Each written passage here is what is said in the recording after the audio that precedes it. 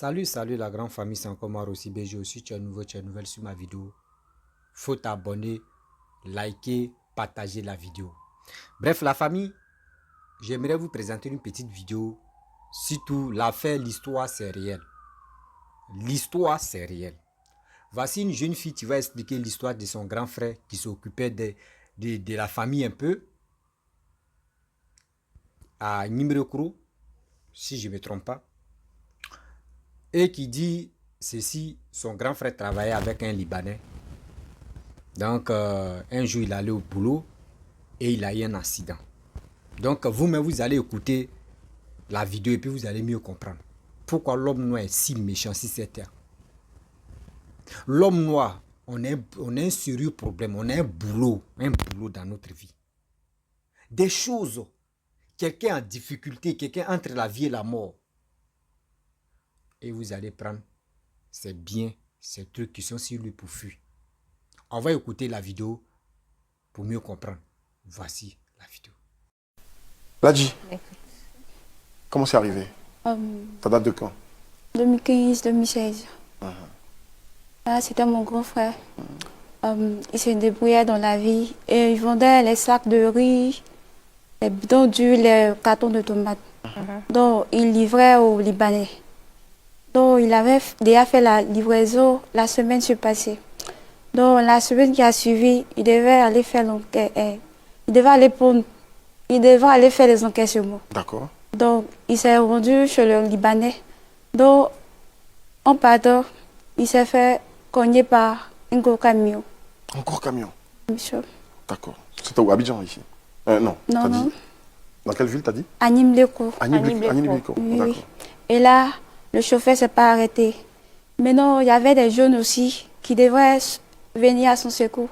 Eux aussi, ils ont pris son téléphone avec tout ce qu'il avait sur lui. Ah, il était à pied, il était à moto. Il était à moto. Oui. Attends, il vient à son secours et il vole tout ce qu'il a Oui, sur lui. oui. Donc Mais à non. ce moment-là, il était dans quel état? Est-ce que ton Il frère était, il était inconscient. il était inconscient? Oui. Ça fait un peu peur tout ça. Mais on avait posé la même question à Christelle, c'est ça, non? À Estelle, pardon. Estelle, autant pour moi. On avait posé la même question à Estelle avant d'arriver au fait qu'il se sente bien aujourd'hui, qu'il n'y ait pas de problème. Oui. Le conducteur du gros camion, On ne l'a pas retrouvé. vous ne l'avez pas On l'a jamais retrouvé? retrouvé. Non. Les policiers ont eu à faire des enquêtes, mais jusqu'à présent, Ils n'ont jamais pu mettre la main sur lui. Non. Pas D'accord. retrouvé. Parce que je me dis, un gros camion aussi dans une petite ville, normalement, Dans ou une petite peut-être ville, que à s'il Nimleko, était c'est pas grand de du tout, en fait. passage, Ouais. après si aussi il était Il de était de passage. passage, Oui, il était de Le camion passage. était de passage. voilà les Oui, gens oui. qui font des voyages de Oui, c'est camions ça. et tout Oui, ça. c'est ça. De Parce que c'est passage. beaucoup de chance. Se faire cogner par un camion, D'accord. c'est pas... Quand il renverse ton frère, il y a des gens, c'est ceux qui l'ont volé, qui ont appelé la police Non. Il y a eu d'autres secours. et d'autres secours. Oui. Ah, ces jeunes-là sont venus, ils ont volé, ils sont partis, ils n'ont Oui. même pas appelé les secours. Non. Il a passé combien de temps avant que les secours n'arrivent? Moi, 1 heure. Maintenant, après ça, la police a appelé une ambulance pour venir le chercher. C'est donc ça, ils ont appelé ma vieille. Elle était en déplacement même. Maintenant, ils l'ont appelé pour l'annoncer que non, ton fils a eu un accident. Il est actuellement couché à l'hôpital. D'accord. Tu dois venir urgemment. Donc, elle est partie. Donc, quand elle est arrivée, ça faisait qu'on a des parents au Ghana. Donc, elle a appelé au Ghana pour annoncer à mon oncle. Pour qu'on puisse transférer mon grand frère pour aller au Ghana. Donc, il a fait plus de 3 semaines dans le coma. Et donc ça, la vieille n'a pas pu, elle dit elle va perdre son fils. Elle a fait des papiers encore pour la ramener sur Abidjan. Et donc ça, Pour le ramener sur lui. D'accord. oui, pour le ramener sur Abidjan, excusez-moi. Et donc ça, ils ont fait jusqu'à... Ils ont demandé 2 millions pour une opération. Et donc ça, elles ont envoyé ces 2 millions. Donc 3 jours après, il s'est réveillé. C'est là, ils n'ont pas pu faire l'opération. Mais aujourd'hui où je vous parle, il est normal, il arrive à faire ses activités, tout marche bien chez lui. Ah, Dieu merci, franchement. Parce que qu'est-ce qui a vraiment chamboulé votre vie familiale, c'est-à-dire à votre niveau? Qu'est-ce qui est différent maintenant depuis l'accident? Avant, c'était lui qui faisait toutes les choses de la vieille. C'était lui-même qui payait mes fournitures. Et puis, quand j'avais des besoins, c'était lui qui satisfaisait ça. Mais aujourd'hui, il est à la maison. À vrai dire, il continue de se débrouiller, mais ce n'est plus comme avant. Il ne travaille plus? Il travaille? Il travaille, mais pas comme Pas avant. comme avant. Oui. D'accord. C'est-à-dire physiquement, il n'est plus... Il n'est plus trop en forme. Ah. D'accord. Il a quel âge aujourd'hui, le frère, si c'est pas indiscret? 33 ans. 33 ans. Oui. Parce que la dernière fois, il a des maux de tête, D'accord. des migraines, et puis il n'est pas trop en forme. Ouais, Il n'est pas comme trop en avant. forme. Donc, quand il prend les médicaments, il se soulage avec ça. Est-ce qu'aujourd'hui, toi, tu as peur? Quand, Oui. par exemple, tu traverses la Oui. route, est-ce que tu n'as pas peur d'avoir le même accident, de revivre ce que ton frère a vécu? Il y a cette peur-là qui Oui, t'anime? oui, il y a cette peur qui m'anime. Parce que c'est ce que je disais, ça reste un traumatisme. Ça reste un traumatisme, et puis la vie est totalement bouleversée. S'il y a quelqu'un dans la famille qui est celui qui est l'homme à tout faire, son père était celui qui lui venait en aide, son frère, à elle, c'est celui qui vient en aide à maman, qui fait tous les travaux de la maison, quand il est diminué, mais c'est forcément une vie qui est basculée aujourd'hui. J'aimerais dire au chauffeur de Gbara que d'arrêter de prendre, que ce soit chauffeur ou apprenti, d'arrêter de prendre des vaudis, Les stupéfiants, là, les excitants. voilà, Faut pas dormir au volant. voilà, pour ne pas dormir au volant. Maintenant, de respecter aussi les passagers aussi. Parce qu'il y a les Gbaraman même qui font palabre avec les passagers. Si, les passagers. Oui, oui. D'autres même te disent, si tu joues, elle te gifler. Oh, Oui, rien quoi, oui, oui. d'accord, c'est à ce niveau. Oui, oui. D'accord. Vraiment, c'est eux-mêmes qui créent beaucoup d'accidents, même les Gbaraman, ce sont eux. Donc, je félicite aussi les policiers aussi de toujours forcer et puis de toujours appliquer leur loi. Parce qu'on applique à les Gbaraman même, ils vont changer.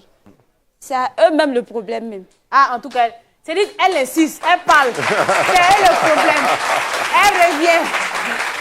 Elle revient, le problème c'est eux. Problème, c'est dit, c'est eux. Les sauveurs de Gbara, C'est eux. c'est eux. Ils vont changer.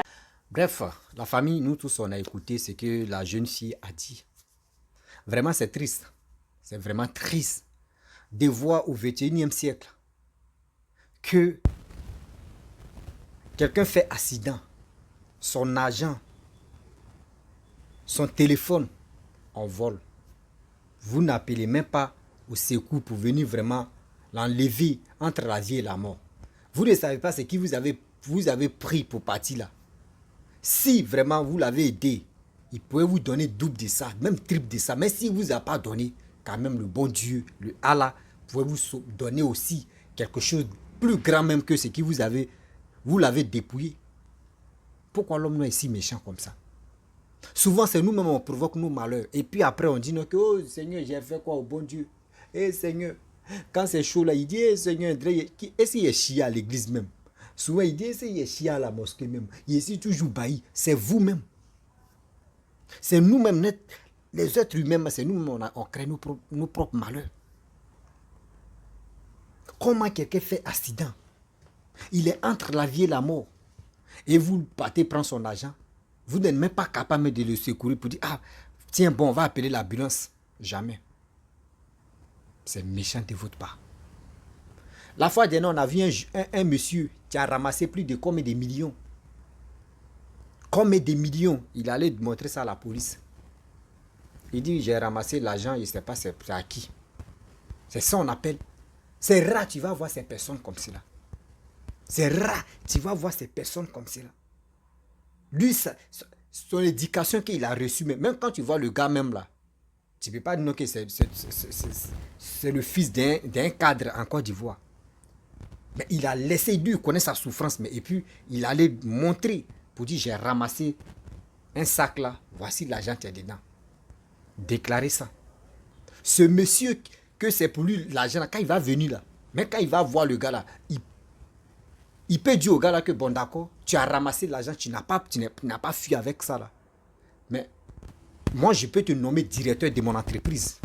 Ou je peux faire... Si il a son entreprise, il peut dire, bon, toi, tu es nommé comme directeur parce que je sais que toi, là, tu n'es pas un voleur. Je sais très bien, toi, là, tu es une personne à qui on peut faire confiance à 100%. Mais regardez. Regardez cette histoire. Parmi entre nous les hommes, ceux qui sont confiés, ceux qui sont dignes, et ceux à qui on peut faire confiance, on peut les compter sur les doigts. Le reste n'a que des malhonnêtes notoires. Le reste n'a que des gens qui ne pensent même pas que demain, là, eux aussi, là, eux peuvent avoir le même problème. Vous l'avez dépouillé. Vous êtes parti à ça. Vous allez voir, le téléphone, mais vous allez vendre le téléphone. Parce que le téléphone, c'est vous deux, vous avez pris. Si vous êtes deux ou si vous êtes trois, le téléphone, tôt ou tard, vous allez vendre ça. Parce que l'argent de ça, là, vous allez partager. Bon, cet argent que vous avez pris, vous allez partager. Ça, là, combien vous allez bénéficier dedans? Or, ce monsieur, s'il quittait dans le coma, ou s'il quittait dans ceci, dans cela, là, c'est qu'il pouvait vous donner, même sa famille, c'est qui sa famille pouvait vous dire merci, simple merci, là. Ça pouvait vous donner la grâce, ça pouvait vous donner le bonheur. Mes frères et sœurs, la vie que où on est là, la vie là, cette vie là, c'est à nous-mêmes de donner cette confiance là pour dire non que oui, on veut aller de l'avant. Oui, on veut aller de l'avant. On ne peut pas aller de l'avant avec la salubrité parce que, imaginez-vous, c'est qui la petite fille vient d'expliquer là, mais ça fait mal. Ça fait vraiment mal. Quelqu'un qui est entre la vie et la mort, vous le dépouillez, vous prenez, puis vous partez. Vous n'appelez même pas l'ambulance. Mais si c'était vous, vos parents qui étaient couchés là, et puis quelqu'un d'autre faisait ça là, vous allez allumer vos caméras, rentrer dans les blogueurs ou les influenceurs. Et voyez ce qui s'est passé. Mais Dieu merci que ce jeune homme est encore en vie. Ce jeune homme travaille un peu. Je suis vraiment soulagé, je suis très heureux. Merci le bon Dieu, vraiment. Tu as fait ce que tu pouvais faire. Tu as sauvé ton fils. Parce que ton fils ne méritait pas de mourir. Tu as tout fait. Aujourd'hui, il en vit. Et aujourd'hui, il fait ses petites activités quand même. Il arrive à manger. Parce que ce n'est pas facile. Vous, les porteurs de gros camions là, est-ce que ça va dans vos têtes? Est-ce que ça va? Toi, tu coins quelqu'un. Et quelqu'un entre la vie et la mort. Et toi, tu t'échappes. Tu fuis. Mais si la personne mourait là, toi tu allais... Vous voyez des gens comme ça. Vous voyez des gens comme ça. Toi, tu as coigné quelqu'un.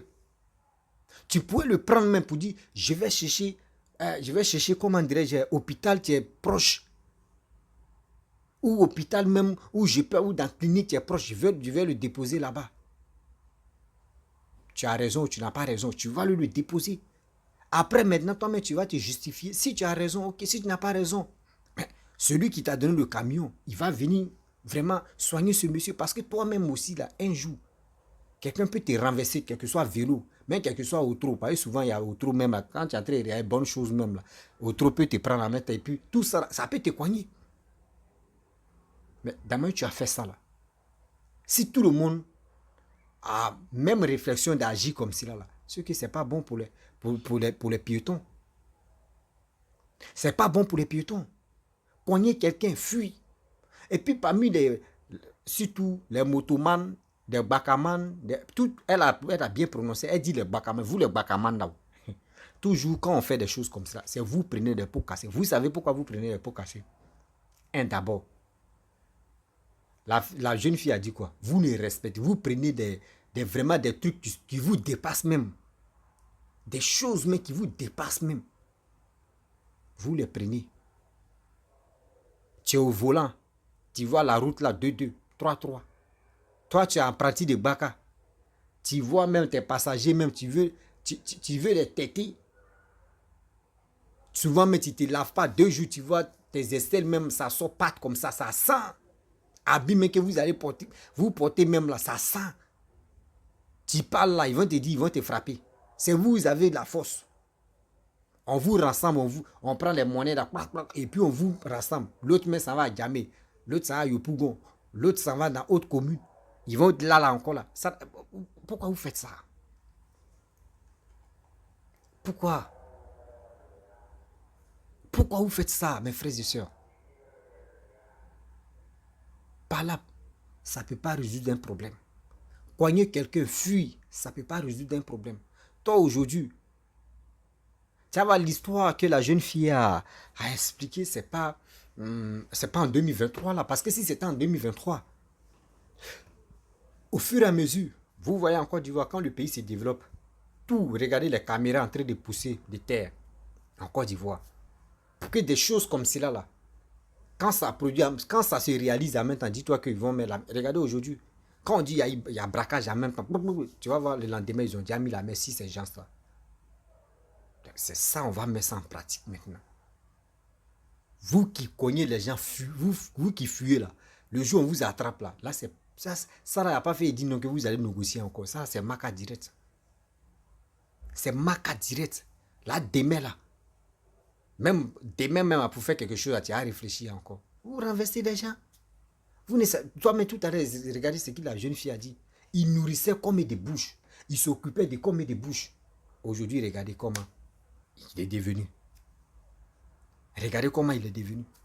Si l'individu des camions n'avait pas fui, s'il prenait le monsieur pour l'amener directement, rapidement à l'hôpital, il n'allait pas avoir ce problème de où sa mère va venir débourser plus de 2 millions de francs CFA pour le réanimer dans le coma. Regardez comment ça fait. Vous êtes si méchant, hein, sérieux. Vous êtes si méchant même. Si méchant, cruel. Vraiment. La famille, je vais m'arrêter là. Si tu es nouveau, tu es nouvelle sur ma vidéo, il faut t'abonner sur ma chaîne YouTube, ma page Facebook, Instagram. N'oubliez pas de partager mes vidéos et je vous dis à très bientôt. En ensemble. Bisous.